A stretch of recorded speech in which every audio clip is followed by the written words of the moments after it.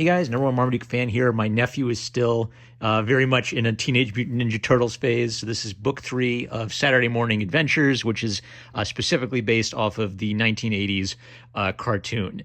I wasn't going to do a full review at first, but I'm really enjoying this series, and it's doing a lot of things I really respect. So my thoughts on the 80s cartoon. The 80s cartoon isn't my favorite version of the Turtles. It's kind of goofy, fun, but like I'd kind of like much prefer the Mirage version, but Eric Burnham is really doing a good job of kind of like taking treating this project like a class act. Like he really knows the material. He obviously cares about this, not just the characters in general, but he's like clearly researched every episode of this show to be able to write it. So beautiful. And then he even does like some nice clever beats with the characters. Like I don't recall if the cartoon ever does anything where they like really develop their characters or anything, but he'll do little things kind of like acknowledging their personalities, or Leonardo having a sense of urgency about his responsibility as the leader. So I really respect it on that level. So I'll flip through it and show a couple examples. So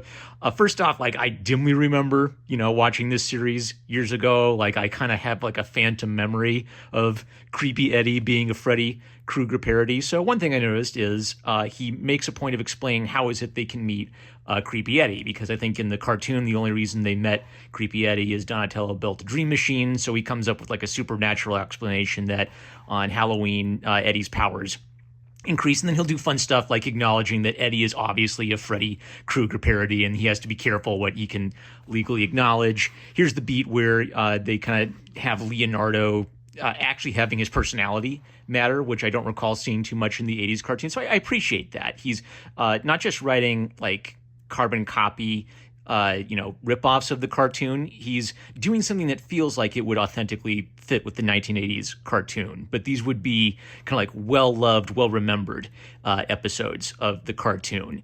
The subplot is Shredder and Krang are doing their silly Keystone Cops routine as they try to reforge it's called like the Forever Blade or something, which is another tip of the hat to the 80s show.